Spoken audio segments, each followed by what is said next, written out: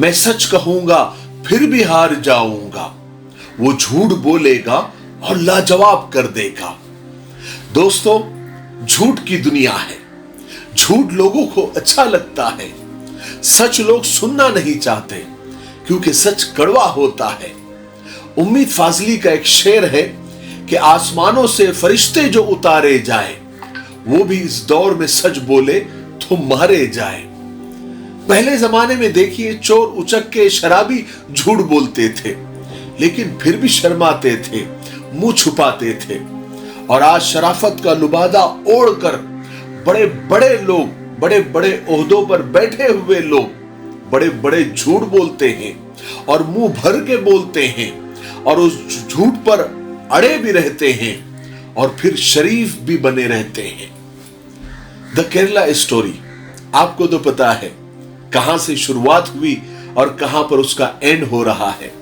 The Kerala story में बिना सबूतों और बिना दलीलों के झूठ बोला गया। 3 लड़कियों की कहानी को 32,000 का आंकड़ा बताकर इस फिल्म ने अभी तक करोड़ों रुपए कमा लिए। फिर कुछ दिन पहले हाईकोर्ट के कहने पर 32,000 का आंकड़ा निकाल दिया गया क्योंकि 32,000 का कोई सबूत ही नहीं था। फिर बंगाल और तमिलनाडु में वहां पर अभी तक वहां की हुकूमतों ने इस फिल्म के रिलीज पर रोक लगा दी थी। मामला सुप्रीम कोर्ट पहुंचा, वहां पर भी ये झूठ साबित नहीं हो पाया। दूध का दूध और पानी का पानी हो गया।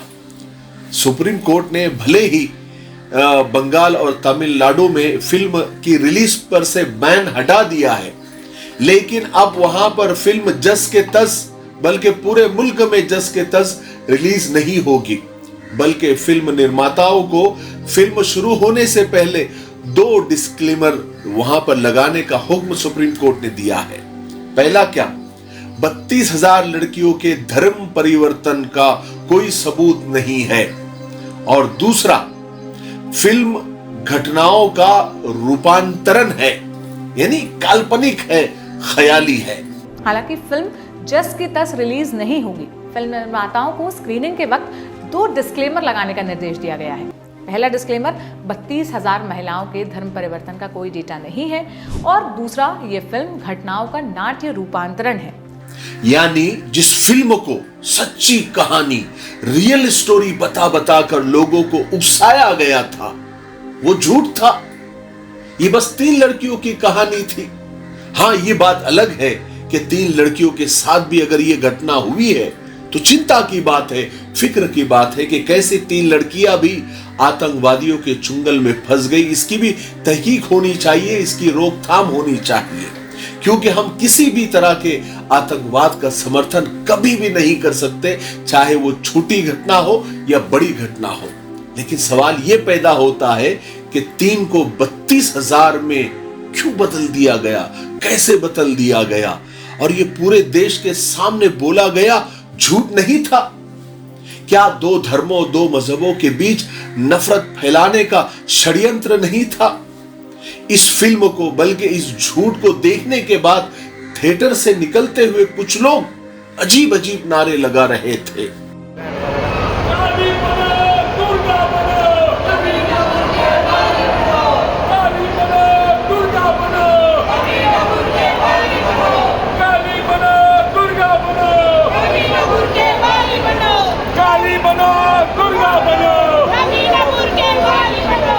देखा आपने किस तरह के नारे लग रहे थे कि काली बनो, दुर्गा बनो, न कभी बुर्के वाली बनो। यानी एक काल्पनिक कहानी को, एक ख्याली कहानी को कुछ लोग सच समझकर नफरत लेकर थिएटर से निकल रहे थे और एक मजहब को टारगेट कर रहे थे। अस्सलामु अलैकुम, मैं हूं मोहम्मद शुजाउद्दीन। नाज़रीन, आप मेरे हाथ में ये जो देख रहे हैं, ये है तकमीली तलबीना। तकमीली तलबीना ताकत, सेहत और शिफा के लिए सुन्नत और तिब्ब नबवी का बेहतरीन नुस्खा है। अगर आप अपने इलाके में तकमीली तलबीना का बिज़नेस करके गारंटी के साथ हर महीने 15 से 25 हज़ार रुपये तक कमाना चाहते हैं तो अभी इस नंबर पर कॉल करें 9890963757। मेरी अपनी कंपनी है Takmili food products private limited, Malegaon, India. बात से बात की गहराई चली जाती है, झूठ आ जाए तो सच्चाई चली जाती है। लेकिन झूठ चाहे कितना भी जोर लगा ले, जीत हमेशा सच की होती है और एक ना एक दिन सच सामने आ ही जाता है। लेकिन अफसोस की बात यह है कि सच सामने आने तक झूठ दुनिया के साथ चक्कर लगा चुका होता है। हमारे देश के लोगों को इन फरेबकारों से, इन धोखेबाजों से, इन झूठ के सौदागरों से होशियार रहने की जरूरत है। इन नफरत के सौदागरों का मकसद सिर्फ पैसे कमाना होता है, चाहे वो किसी के भी बल पर हो, किसी भी दम पर हो, चाहे वो झूठ के बलबूते पर क्यों ना हो, वो अपने ओहदों पर बने रहना चाहते हैं। लोग अपनी मेहनत की कमाई से फिल्म देखने जाते हैं, उन्हें झूठ परोसा जाता है और बड़े सलीके से। किसी का बड़ा अच्छा एक शेर है, 2 लाइन है कि वो झूठ बोल रहा था बड़े सलीके से, मैं एतबार न करता तो क्या करता। लेकिन अच्छी बात यह है कि लोग अब समझदार हो रहे हैं, एजुकेट हो रहे हैं और होने भी चाहिए, भले आहिस्ता आहिस्ता हो रहे हैं, कोई बात नहीं।